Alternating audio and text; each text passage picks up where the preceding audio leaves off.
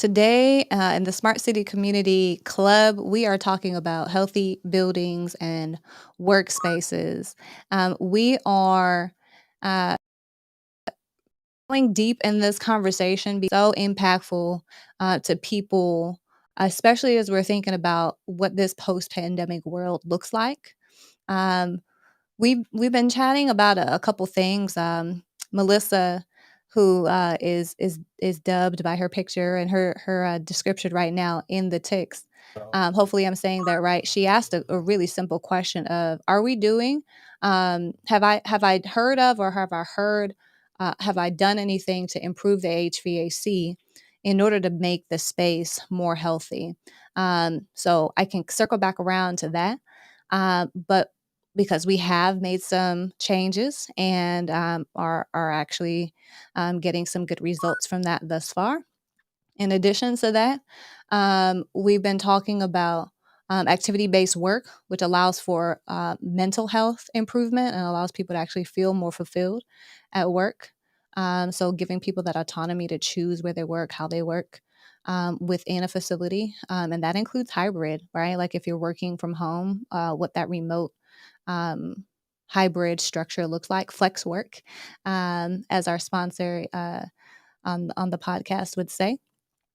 And then, last but not least, we were just talking about biophilia and how plants, or even just fake plants, can make you feel better. So we're kind of going around the horn as far as topics go as it relates to healthy buildings. So I just want to welcome those who are in the room and on the stage. If For those of you who don't know, I'm Brittanie Campbell-Turner. I'm the CEO and founder of Constructor. I am the founder of the Smart City Community Club. We also have the Prop Tech Club. But we love to talk about conversations about how do we provide access to people who need the basics. And I see Jeff in the room. We've talked about broadband connectivity as a basic.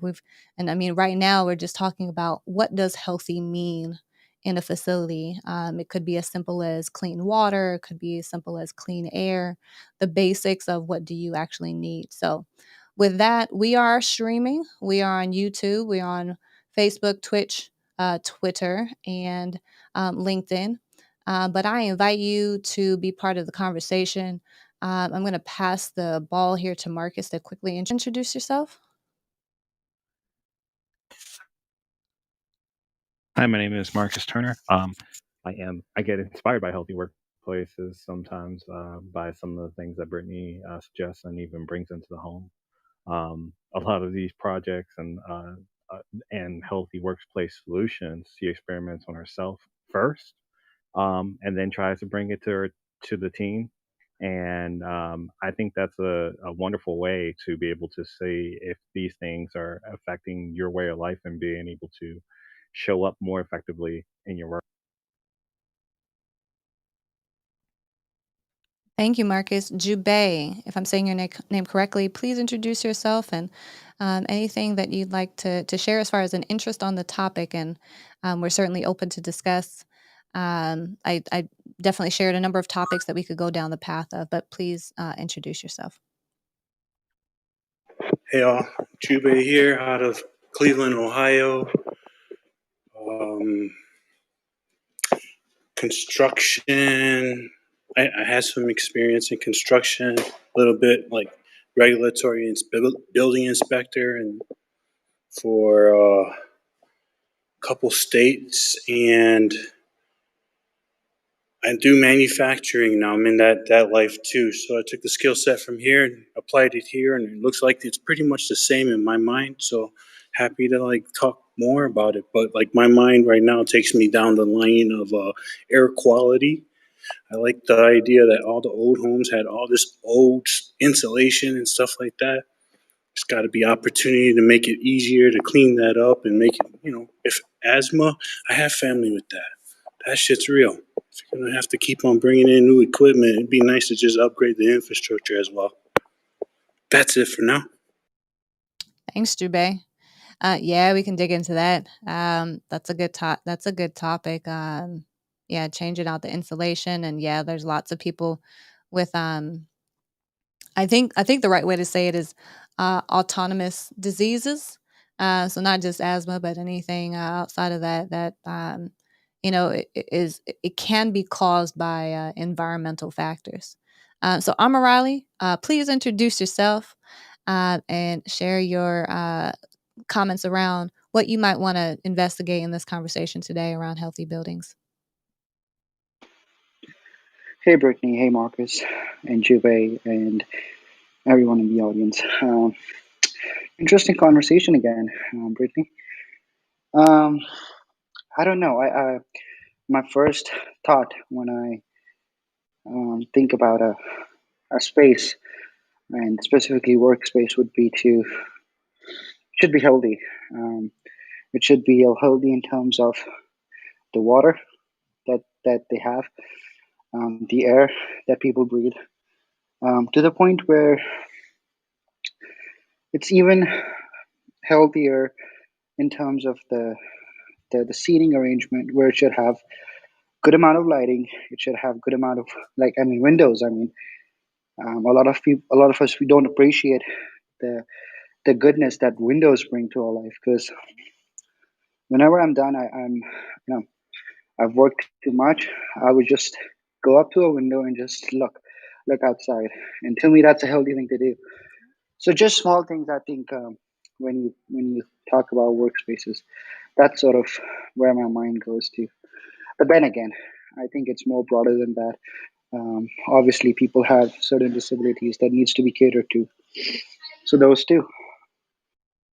Love it, and we can go down that path of maximizing daylight, harvesting, and then having a an automated sensor um, system. I mean, typically when I build them out, it'll be a Lencore system. I'm sure there are other uh, um, brands that allow you to do that um, daylight management. So if you have daylight coming into the space, right, like it can sense exactly how much and okay, well, the clouds are cascading over the windows. Okay, let's go ahead and turn on the lights to a particular brightness in order to automatically update the light in that space. So yeah, I mean we can go down that path. And Marcus and I had an opportunity to actually visit.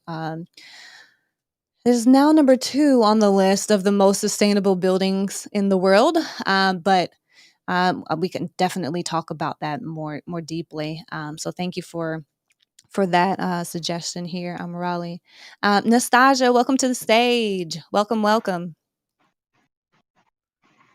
Hello. Hey, yeah, if you can just introduce yourself and tell us if you have anything in particular you'd like to chat about in regards to healthy buildings and workspaces. Well, hello everyone. My name is Nastasia, friends with Brittany and Marcus. Went to school together. So presently, I'm temporarily a space engineer, so I'm not really in the construction and smart city space. But I come in as an outsider, and I like coming up with unorthodox ideas. And really, I was kind of concerned about Amarali. He had some belabored breathing. Are you doing all right there, buddy?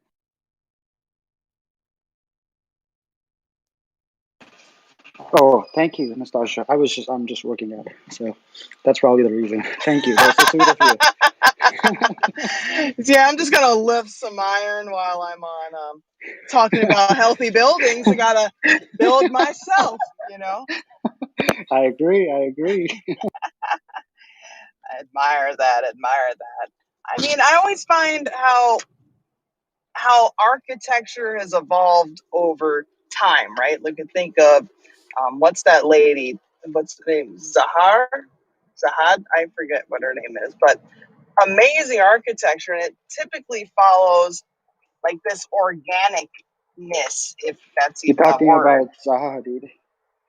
Yes, yes. Oh, I love that lady. You know, rest in power. But Yeah, and it's kind of interesting when I started looking at her designs. It's like, oh, that's interesting. I wonder how she came up with that idea, where it could be seen as an artistic type of flair, but also you can think about how nature and its like in its amazingness. I'm lost for words. One, I'm driving, and two, I'm an engineer. But it's one of those things that if we observe nature, nature has figured all this stuff out, right? Like you have plants that are more adaptable to desert conditions versus plants that are more likely to survive in the jungle.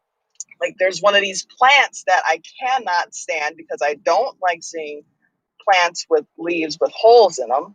It's the monstera plant. And I was looking at it, like, no, that's wrong, wrong, wrong. Plants should not have leaves. Only to come to find that in nature, these plants originated in the jungle, and the holes in their leaves was an adaptation to its environment because the jungle would get so dense that the sunlight would not filter through to the lower leaves. So the upper leaves decided, let's have holes so that we can filter sun rays down and have a sustainable environment underneath. And I thought that was so amazing. And I can see that somewhat trickling into our built environments, our smart cities, where, okay, well, the sun is going to come out tomorrow. How can we leverage that? How can we moderate that? How can we mitigate pollution? How can we do other things? Because nature's already done all that. So I'm just curious how, in this environment, we can look to nature, look out the proverbial window, as Amirali was speaking of, and seeing what's already in existence and how we can apply it in our future construction projects. I'm done speaking. Oh, wow. You just went down a path of about, like, pollution that just snowballed for me.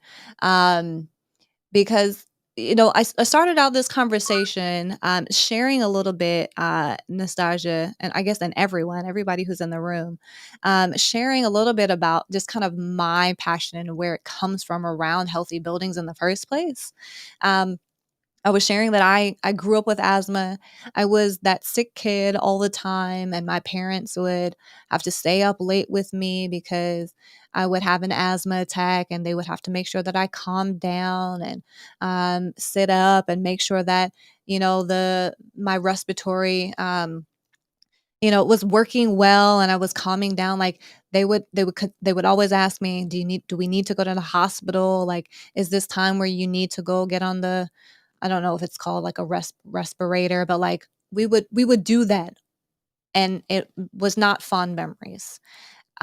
So when I understood that over time, as I grew up, I understood that there are things that you can do to not only improve your environment, to allow you to be a healthier individual. Um, when it comes to breathing, right? Like breathing was just the starting point for me. And I still have asthma now. But thankfully it's less acute. It's definitely much, much more controlled. But I also said, hey, there's gotta be an opportunity to improve the way you sleep by your environment. There's gotta be a way to improve the way you um, feel from an energy standpoint. There's got to be a way to improve productivity with your space. And all of these things tie to health. Um, After over time, I started to learn, and I mentioned this a little bit before. I was able to reach out to some experts in this space and do podcasts with two people, and I can go ahead and mention them now. If you're interested in those podcasts, I can certainly share them with you. But I interviewed one woman.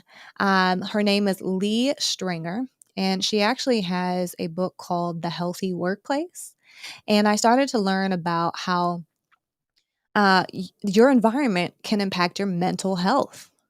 And so we definitely went in many different directions there. But there's also, I don't want to neglect Rex Miller. He collaborated a bit with Lee Stringer, but had a kind of a different spin on his book. is called the Healthy Workplace Nudge. And it really is a lot more around how do you invite an organization to make sure that the way you approach um, building your buildings uh, has change management in mind. How do you nudge people in uh, really directions that allow you to get small wins, but you can also plan to do sort of the bigger, more impactful wins down the road. So yeah, those are two resources that I was able to not only read their books but interview those two individuals. I would recommend hands down that you not only if you have the time, go ahead and look at constructor.com and look for either of those two individuals, Lee Stringer and Rex Miller. And then also read their books and follow them on social. They're really really helpful. So yeah, so that's the story. That's how I got here. And we can go, like I said, we can go many different directions. I like the recommendations. Um, so I guess we can start with what I feel like I'm forgetting what Jubei recommended in the first place. I apologize. I'm jumping to daylight harvesting. Jubei, what did you recommend initially? I was just thinking about air quality as far as healthy buildings. A lot of the existing infrastructure, they have like, known conditions. Maybe the HVAC systems aren't, up to par to handle the quality that we're looking for these days. Yeah, that's perfect. Okay, thank you for reminding me. I know we touched on HVAC a little bit before you hopped on the stage. So yeah, let's talk about HVAC. I had the opportunity to actually, in the organization where I'm employed, work at an insurance firm. We were able to do a couple changes as a result of the pandemic. And early on, when we started the room, we actually shared a little bit about what they are, and I can just share them again here briefly.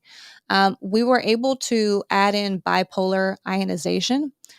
Look it up. It's a really interesting technology that takes pollutants in the air, um, actual particulates, and it passes them through an ionizer, which actually changes the magnetism of the particles and allows them to um, not only reduce in size, but reduce um, reduce the way it actually cascades through the air in your facility. Um, so by the reduce in size, it actually if I remember correctly, it does a couple things. Some of the particulates just fall to the floor, and you can just like clean them by your typical means. But they also get so small where they're no longer harmful. They're no longer what they used to be because you're literally ionizing those particulates. If you add an ion to a chemical, guess what's going to happen? It's going to change the actual makeup of it. And that's how the bipolar ionization works. Very simplified, not technical way of describing it. I'm sure there's somebody else who can describe it better than me, but that's my basic understanding of how it works. And it actually it cleanses your air. So that's something we've implemented not only in Marcus's and my home, but we have actually, like I said, at my organization, we've added that to our HVAC units, to clean the air. The other thing that really simple is adding fresh air. Um, just opening up the valve so that we can just get more fresh air in the building. Um, that's something that we've done. Just making sure to consider, climate conditions is one thing, especially if you're in a colder climate. You don't want to add too much fresh air whereby you're not able to heat the air so that it's comfortable for employees and that you don't maintain the right humidity. But those are a couple of things that can certainly be done as it relates to HVAC. Um, so that's HVAC. Um, but I think, as far as air quality goes, I think there are things to consider, like Jubei, you mentioned insulation that's harmful, that you would have to get remediated. Any tile, if you're removing any like one by one vinyl tiles, you better check to see when they were installed, because there could be black mastic underneath those tiles. And that's a harmful substance that you should make sure to have a remediator come in and remove that with suits, right? Like they need to close off the space completely, shut off the air exchange to other parts of the building to make sure that people do not have exposure to that. Same thing with the insulation; they need to shut off that air flow and remediate it professionally. So those are two things. Asbestos, high VOC paint, and that was very commonly used in the past. So yeah, it's a matter of understanding. There are materials that historically were very acceptable in older buildings, and people didn't know how harmful it was. And people are breathing in those chemicals. They may not be airborne. They may meet the quote unquote quality levels um, that are acceptable by code, by the authorities that may be, when there's testing done. But it doesn't mean that there is no impact on someone like me who is very sensitive to environment. So that's something really um, simple to consider as you're thinking about air quality in spaces. Anything else? Anybody else have any input in regards to air quality? Jubei, in your inspection experience, do you have other things that you've experienced in regards to air quality? I just feel like sometimes, the new, when you make repairs and you got something that's just so old, you just need to like update, but then the owners are just either not interested in making the update. It's kind of hard to, you know, to push for those kind of like improvements if the owner doesn't have either the funds or the this the motivation to make those kind of updates. Because what you're speaking about, everyone knows about it. It's just like how do you want to you know carry stick or want something to help them. You can't just find them. After a while, they just somehow grandfather rules kind of work against you. These buildings that are just like ancient, they get some kind of like legacy rule or historian kind of like label. So it kind of works against the improvements that you want for everyone else. I don't know. It's one of those things that just catch 22. Absolutely. I, Go ahead, Marcus. I want you, Bay. I want to say something from a person who really didn't understand the importance of this until I actually walked into a building that was legitimately built from the ground up, focused on indoor air quality. And the building was called The Edge. And when I went to go experience it, I walked into the building real quick. And like, as far as the air and how I felt when I walked into the building, it felt like I was sitting at a very, um, I would say, um, cool greenhouse where how sometimes greenhouses get hot and muggy, but this one felt like the how the air was circulating through the place felt like I was still outside, but the conditions of like too much sunlight and air conditioning felt it was just like the perfect temperature. So when I really when I walked through the building and I was like, whoa, like I it felt like and I found out they had like a gym there. And like when I was just walking through the building just as for a workplace, and I used to be a former Division 1 athlete, and so training outside is very I'm very used to that.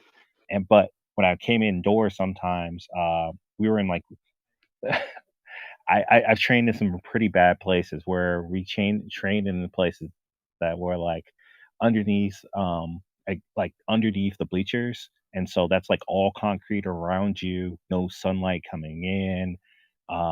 You're breathing kind of the same recycled air over and over again, and from and you just didn't necessarily feel like had like a really good workout at that point in time. So, like, going through this building, and just walking throughout the day, and I was only there for, like, for a tour, and we did some work, like, actual work there, like sit down work. And one of the cool things about that is, like, during the end of my day, I didn't really feel sluggish at all, and during the middle of the time. When you're in sometimes, I also worked in, I also worked in a facility which, that happens to be a nuclear power plant as well.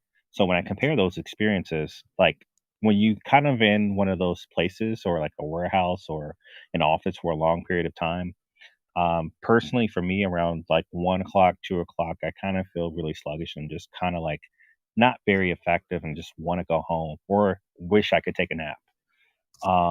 I just didn't feel that way when I was in that space, and a lot of that had to do with some of that has to do with the sunlight, but a lot of it, for me as a person who is actually who is asthmatic, um, being sensitive to like I am sensitive to like air quality and airflow, and I was like, whoa, like I feel like like I'm like when I'm able to breathe, I can get in all the oxygen that I need to be effective throughout the day.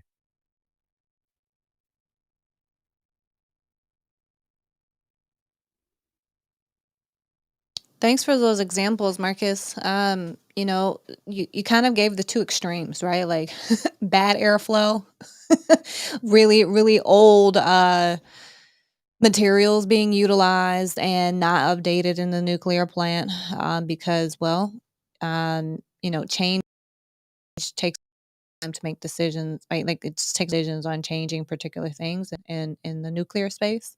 And perhaps there's a mindset of if it's not broke, don't fix it. Um, but also to your point, the opposite extreme. I mean, we had the opportunity, like I mentioned a little bit earlier, to travel to Amsterdam and visit not only the most sustainable building.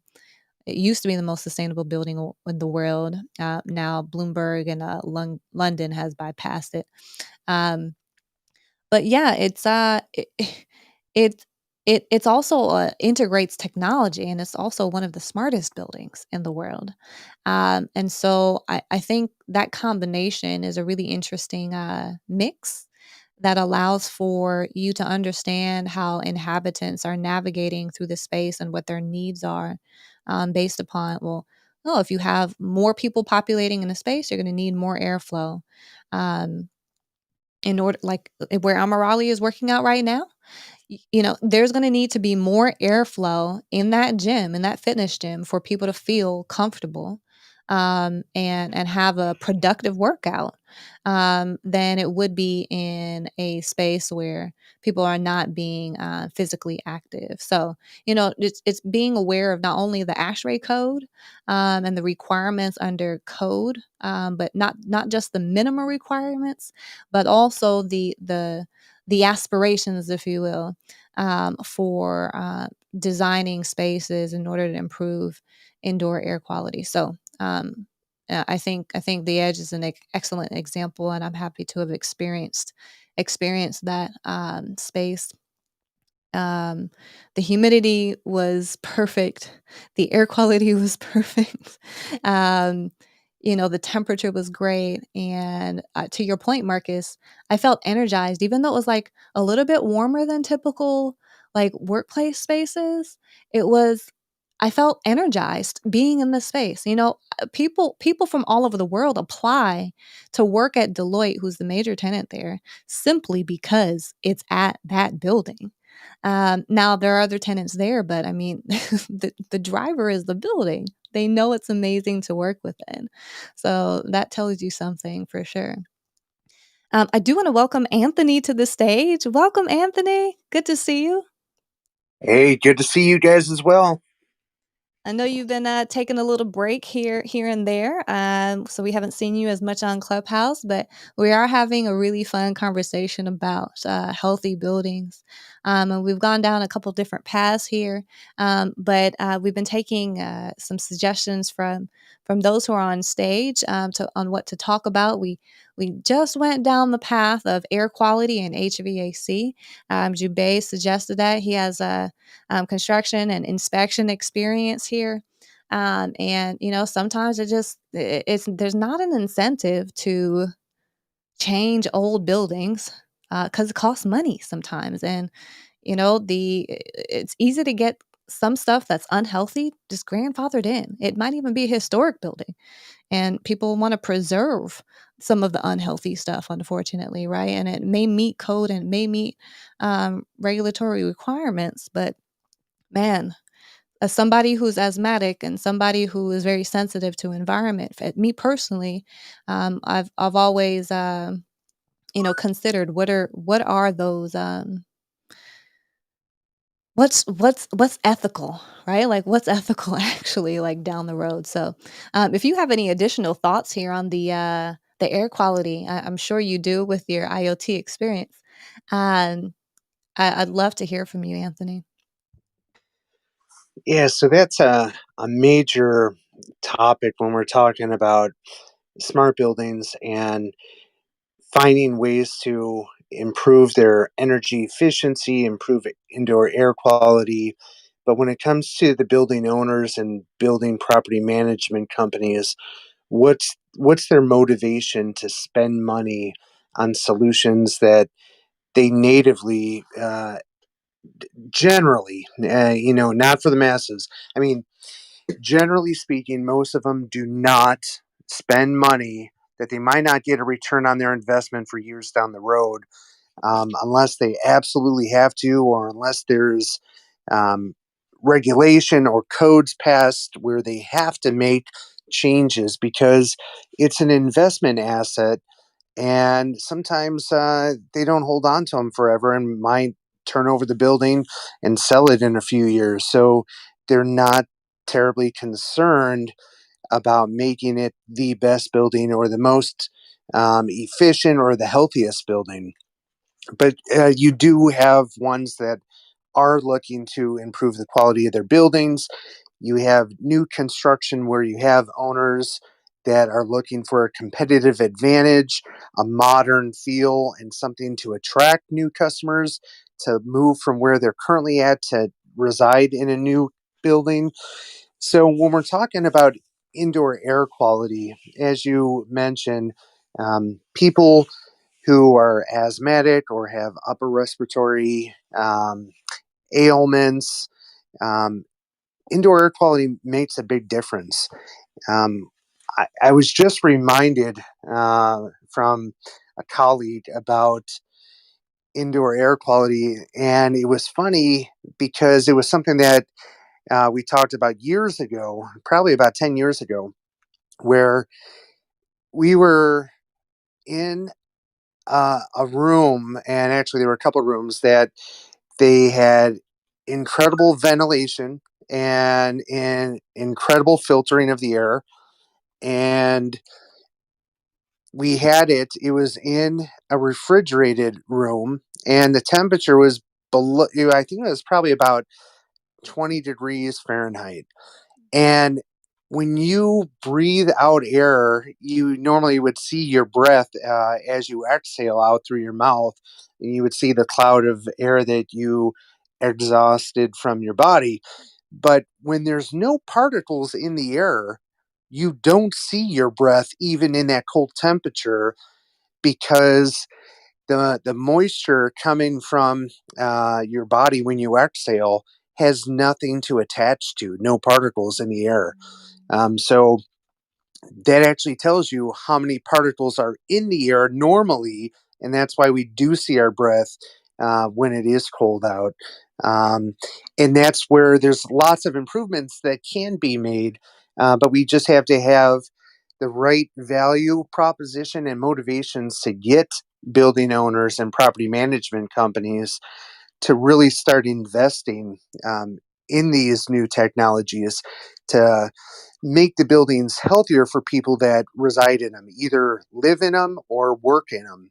And too many times I hear over the past year about indoor air quality, and I would say almost 100% of the time, the companies or the people that talk about them, these solutions and strategies on how to improve indoor air quality, be it through building automation systems, um, or even building management systems, anything with the HVAC and the filters and bringing in outside air.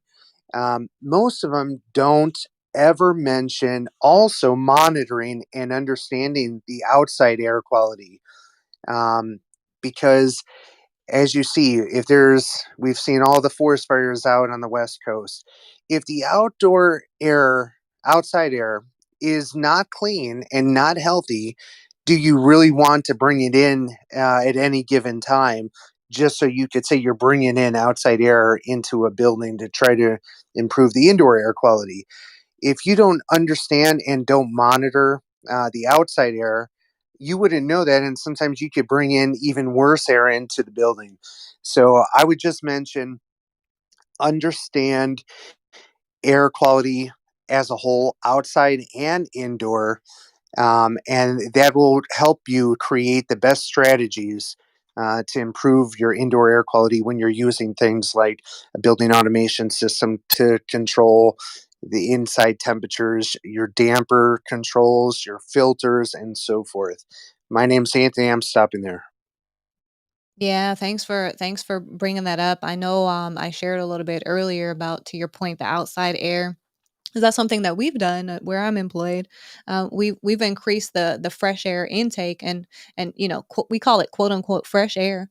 But to your to your point, if your intakes are at ground level, you're not going to have fresh air, especially if you're um, where in a metropolitan area where there's lots of cars driving on the street nearby to you. So, I think you bring up really great points about monitoring, Anthony, and understanding what you have first. There are air quality meters for different things, and you do have the opportunity to identify what you might be experiencing in your space.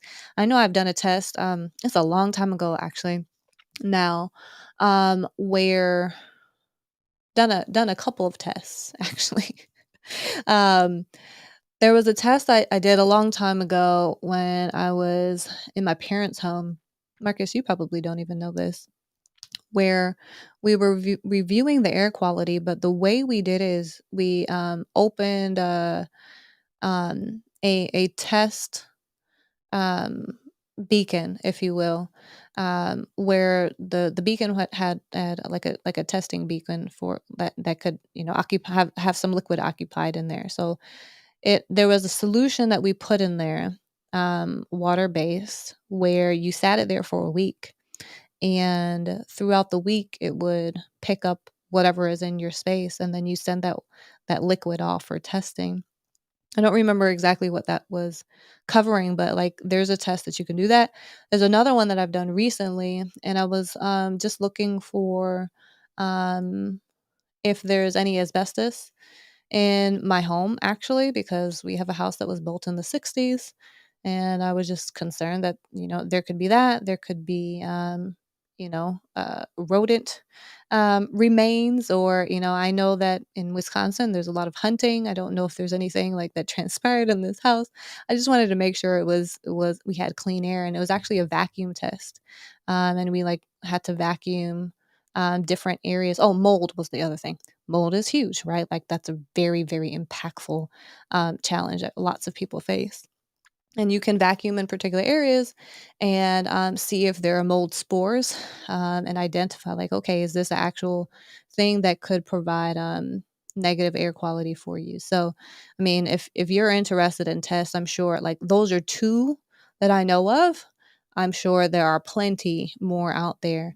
And to to your point, Anthony, there may be stationary tests that you can, tie into your BAS system, and be able to monitor that on a continuous basis. Um, so yeah, it's a really interesting topic that we can probably talk about in its own room all by itself. Yeah, for sure. And I would just like to add one caveat there because you mentioned about being able to sense how the indoor air quality actually is in real time. And there are sensors that can be deployed in buildings that could report that type of information. But some very robust, high quality indoor air quality sensors are made by a company.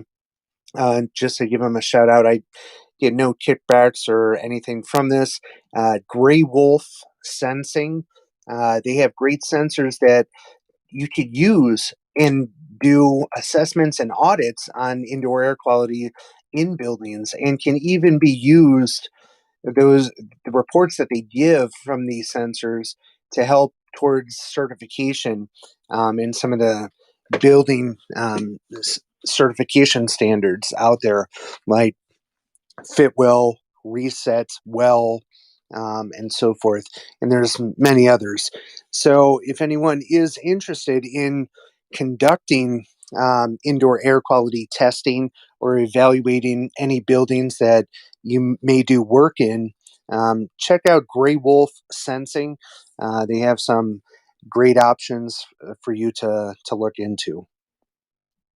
Cool. Thanks for that, Anthony.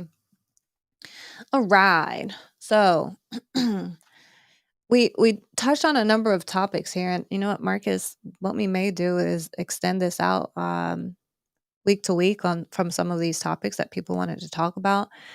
We have biophilia, and that's just something as simple as having something that is like plant life or is plant life that can actually impact your mental health as well as physical health. Something I just learned the other day after I purchased the plants that I have in my home. I learned that they are also air cleaning plants. I bought a snake plant, and matter of fact, when I walked in the facility where I work about a week ago, I recognized that we have a ton of snake plants around. They operate as a nice visual barrier between spaces, but in addition to that, it is an air purifier. I also have a peace lily. Peace lilies do really well for cleansing the air, and I actually have both of those plants just right next to my at home desk. And they're great to look at, but also they are really beneficial to cleansing your space as far as air goes. So there's lots of opportunities when it comes to commercial spaces as far as having a green wall, having a community garden even available for people to tend to, or even collect vegetables from, or even having it on a green roof that's accessible. So there's lots of items that we can go down that road with. I actually have a story that I may want to reference that Lee Stringer shared with me um, some time ago when I did that interview with her of how, oh, Marcus, I'm trying to remember how, I can't remember which country in Asia, where um, it was a very concrete jungle-ish space where people would take a bus to go to like a theme park that looked like fully like there was like a forest, but it was all fake. But people went to people flocked to this theme park that just had biophilia in the space, like flowers on the walls, and like they could just really just interact with the space. And after they left, everybody was happier, and it wasn't even real. And that made a huge impact on people's mental health, which was crazy to me, but also really telling. So yeah, I think that's a really cool path that we can continue to go down. We talked a little bit about daylight earlier. We could certainly dig into that. We talked about pollution um, earlier, and I went down the spiral of, and I didn't even share this with you guys yet. Light pollution is a thing. Noise pollution is a thing. And that definitely impacts the smart building side of things. When you're thinking about a community, how do you reduce those kinds of pollution on a more grand scale? But how do you think about that from a contributor level? So yeah, those are definitely things. And then Amirali followed up and talked about having different opportunities, autonomy to do different types of activity in a particular space.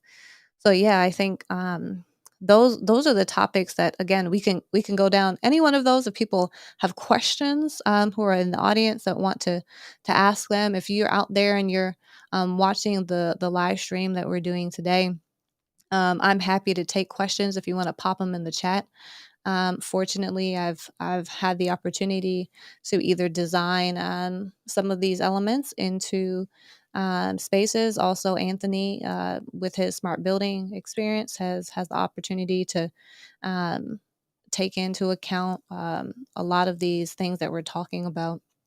So happy to take any not only questions now, but is there anything in particular that um, you're also interested in hearing about? You can also, well, we now have a back channel on Clubhouse as of this week. If you'd like to send me a message, please do that and let me know if there is interest in anything in particular about what we discussed today that we can dig into maybe at a later date. I'm going to pass the ball to Marcus. Marcus, did you have anything you wanted to chime in here and share about? I think I've mentioned this to you before, Brittany, that doing more topics around healthy workplaces, healthy, and bringing some people in that we do know within the space to have a regular conversation on this. I would just, there's so many different ways and so many different areas that you want to go. And honestly, uh, you live this life, which is, I mean, buying the air ionizer for your house before you even decided to even and be able to transfer that idea until get your workplace to invest in one. That's pretty impressive to me. So I think you should have regular conversations around this type of topic, and hopefully we can add it into the schedule. Anthony, what about you? So obviously, the pandemic has thrown a wrench in everybody's lives, personal and work lives, and I think it has a lot of people rethinking where they work.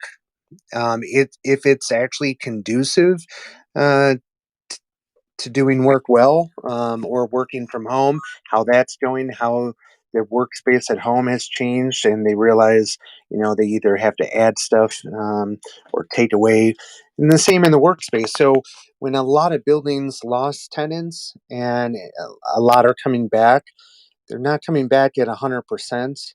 And some have changed their work strategies for employees. So, what else are they doing, or what else are they looking into for innovative ways to attract employees to come work for them and to have employees feel safe and secure coming back into the building environment with people, even as we're thinking we're coming near the end of the pandemic? We never know how things may rapidly change.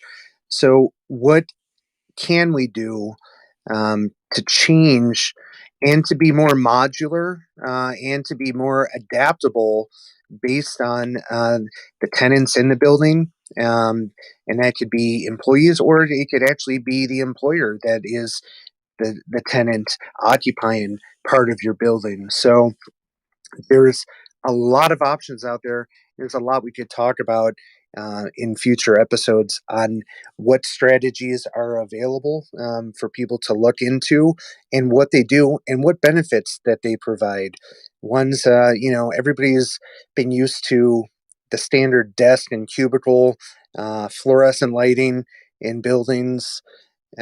So there's a lot of new technology and a lot of new furniture and modular walls that provide new workspaces that people weren't used to. I mean, some of the newer buildings you're seeing this stuff implemented in, but there's even more out there. So I'd love to hear if people are interested in hearing more about these topics Mhm. because there's a lot that we could share.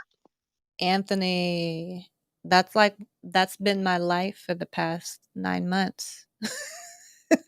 Determining what to do about our workspace. Coming back from being fully remote to figuring out what the next phase is going to be. And, we've made some decisions, but we're still figuring it out.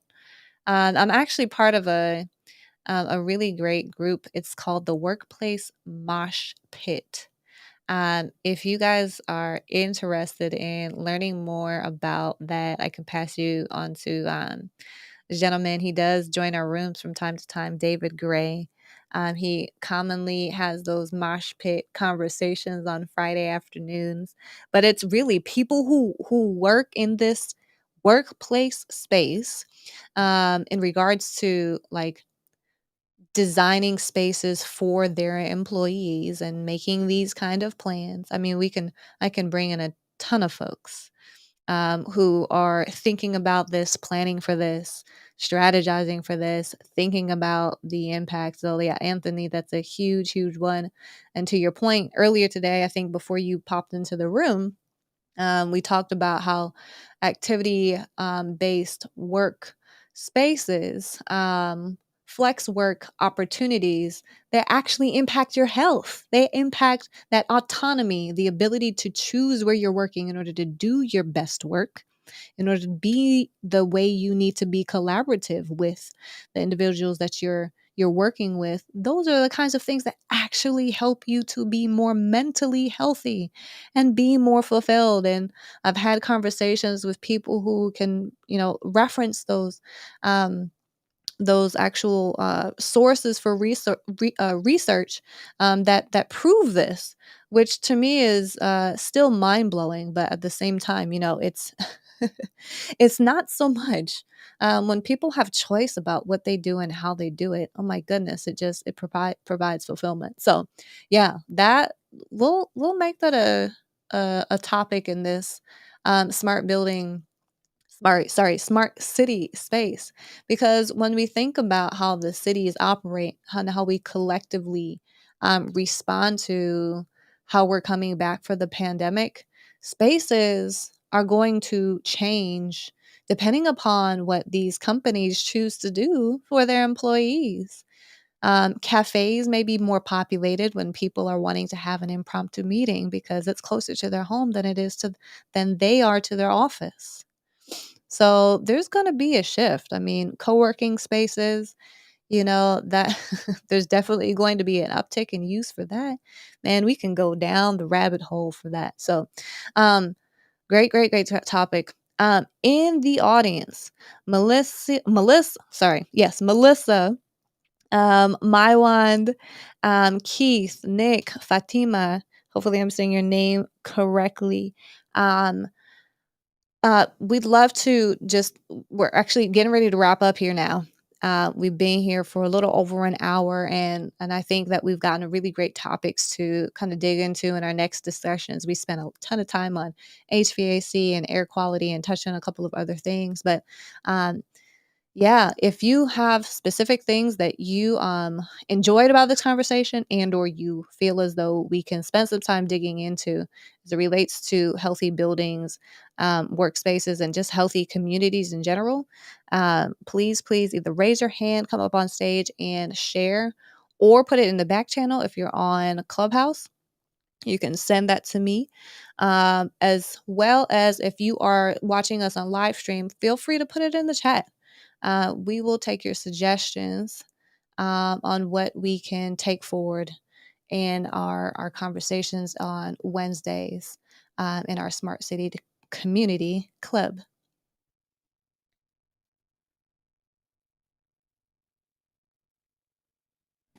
Thank you, Brittany.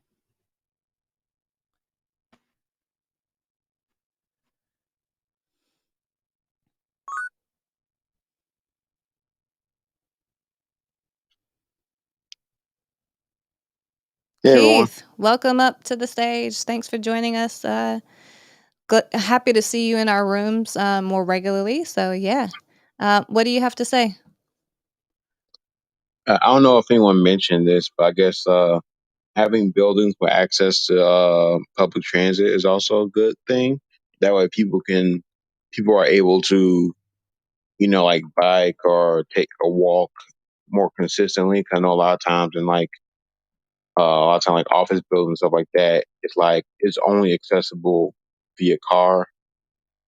So if more buildings had access to have like bus stops and stuff like that, I think that also improve people's health. Yeah, that's perfect. We did not touch on that earlier yet. But thanks for bringing that up. I know you can definitely get lead credits for um, how walkable it is or how close it is to public transit. So we can certainly talk about that.